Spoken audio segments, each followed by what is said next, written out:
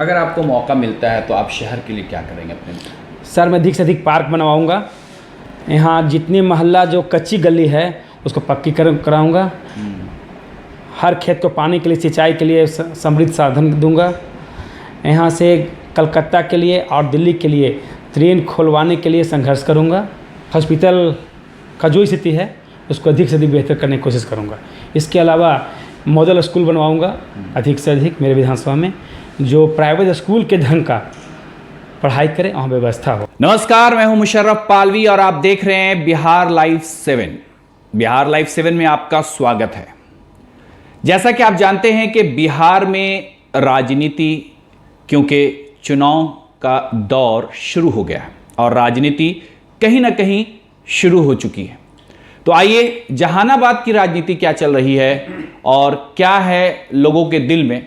लेकिन उससे पहले मैं आपको एक जहानाबाद के सामाजिक कार्यकर्ता प्रिंस शर्मा, जो जहानाबाद में कोरोना योद्धा के नाम से जाने जा रहे हैं, क्योंकि इन्होंने जब से महामारी का दौर शुरू हुआ है, ये जो कोरोना वायरस का पूरी दुनिया में ये जो आतंक है, इसको देखकर जहानाबाद में भी इन्होंने लोगों के बीच सैनिटाइजर, मास्क सहित जहानाबाद के जिला प्रशासन को 5 लाख रुपए का चेक डोनेट किया। आइए उनसे हम बात करते हैं कि आप जो इस तरह के, सबसे पहले तो प्रिंस साहब आपका बिहार लाइव 7 में स्वागत है। जी नमस्कार। प्रिंस भाई, सबसे पहले तो ये जानना है कि आप जो सामाजिक काम कर रहे हैं, जैसे एक होता है कि लोगों का मकसद कि सामाजिक काम करे, कब से आपके दिल में है? एक होता है कि बचपने से आदमी शौक है कि हमको सामाजिक काम करना है सब काम के साथ। कभी बचपन से मैं सोशल हूँ। बचपन से सोशल? जी, मृदुभाषी, सोशल, वाद विवाद से दूर रहने वाला। ये बहुत अच्छी है। यूँ बताइए कि अभी जो है काफ़ी दिनों से आप सामाजिक कार्यकर्ता के दौर पे जाने जा रहे हैं, जैसा कि आपने बचपन से कहा, तो आपके दिल में ये जो आपने पैसा डोनेट किया या किस तरीके से आपके जहन में ये सब बातें आ रही हैं? उपलब्ध संसाधन जो मेरे पास है उससे मुझे लगता है कि किसी के काम आना चाहिए, जो कोई संकट में हो। किसी के दुख से दुखी होना, किसी के खुशी से खुश होना मेरी आदत है। ये जन्मजात है या कहिए कि पैतृक गुण मिला है। जी। सबसे बड़ी बात है प्रिंस भाई कि आपने जब जिलाधिकारी से बात किया होगा, आपने जब जाके वहाँ पर डोनेट किया, तो उन्होंने क्या संतान दिया कि हम इस पैसे को कैसे खर्च करेंगे या क्या, मतलब इस तरीके का कुछ? हाँ, मैंने जिलाधिकारी महोदय से मैंने ही विनती की थी कि मैं कुछ डोनेट करना चाहता हूँ। तो उन्होंने बोला कि इसके लिए मेस चलेगा नगर परिषद क्षेत्र में। तो बभना में शुरुआत हुआ था, मेरे पैसा से ही हुआ था। बाद में गोरक्षणी मंदिर में मेस चलाए, गरीबों को, भूखे को भोजन दिया गया। जो कोरोना रोज़ कमाने वाले, खाने वाले, जो संकट में थे, भूखे थे, उनको भोजन उपलब्ध कराया गया। जी। अभी यूँ कहा जाए कि अभी कोरोना का दौर चल रहा है, आपने और भी लोगों के बीच सैनिटाइज़र या फिर मास्क का वितरण किया, तो क्या अभी ये दौर आपका चालू है बांटने का सिलसिला? जी, प्रवासी मजदूरों को भी मैं मदद किया था। ऑनलाइन 1,000 रुपया हम करीब करके 2 लाख रुपया दिया था, जिस पर ज्ञानेश्वर जी ने अपना चैनल पर मेरा नंबर का प्रचार प्रसार किया था, जिसके आधार पर जो लोग जहानाबाद जिले के लोग जो कहीं फंसे हुए थे, उनको मैंने 1,000 रुपये से मदद किया था। उसके बाद यदा कदा राशन सामग्री या सैनिटाइजर या मास्क भी बतवाया हूँ। जी।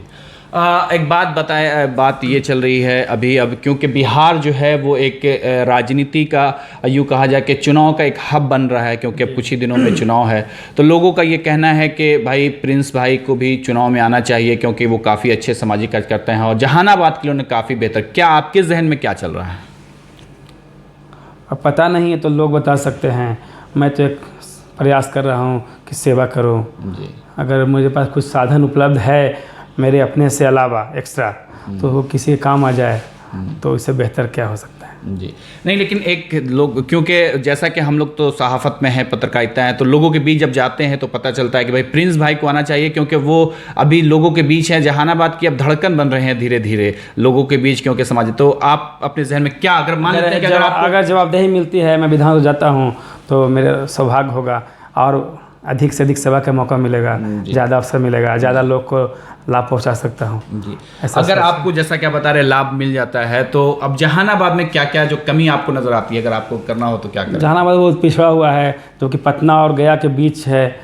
यहाँ जाम की समस्या बहुत ज़्यादा है। राजा बाज़ार जो अंडर पास बना वो पूर्ण रूप से सफल नहीं हो पाया है। ओवर ब्रिज बनना चाहिए। यहाँ सिनेमा हॉल एक भी नहीं है, मॉल नहीं है, तो शहर जैसा नहीं लगता है जो होना चाहिए। बड़ा शहर जी बड़ा शहर।